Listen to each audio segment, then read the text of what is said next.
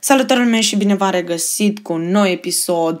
Să-i dăm bice să înceapă top 5 laptopuri de pe Amazon. Pe locul 5 avem un Toshiba Satellite cu ecran de 15,6 inch, rezoluție de 1366 pe 768, un procesor tactat la 2,2 GHz, este un i5 generația 5-a, are 8 GB de RAM și 1 terabit SATA.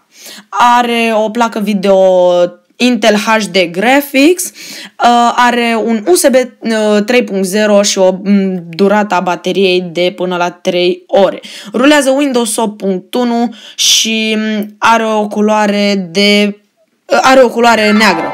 Pe locul 4 avem un Chromebook de la Toshiba cu un Intel Celeron N2840, 4 GB de RAM DDR3, 9 ore de baterie, 16 GB de memorie internă, un ecran de 13 inch Intel HD Graphics și o rezoluție de 1920 pe 1080p. Are un USB 2.0, un USB 3.0, o durată a bateriei de până la 9 ore, cântărește cam vreo... nu știu... mă rog, nu mai contează și are o baterie de lithium-ion care este reîncărcabilă normal. Pe locul 3 avem un HP Stream cu un Intel Celeron tactat la 2,16 GHz. Pe locul 2 se află un Asus Transformer care vine cu Windows 8.1, are un ecran de 10.1 inch, rezoluție de 1366 pe 768, un procesor tactat la 1,33 GHz Intel Atom, vine cu 2 GB de RAM DDR3 și un hard drive de 32 de GB.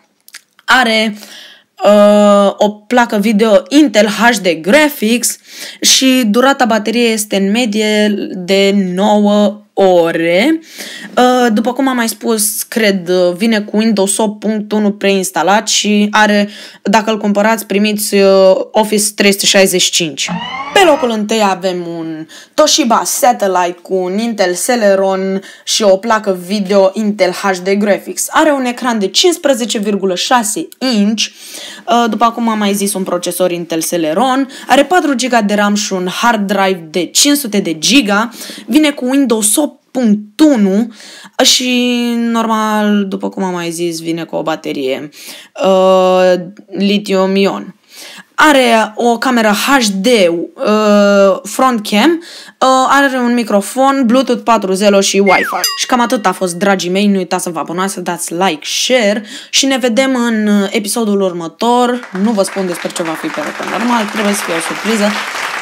Aici se încheie top 5 laptopuri de pe Amazon. Pa!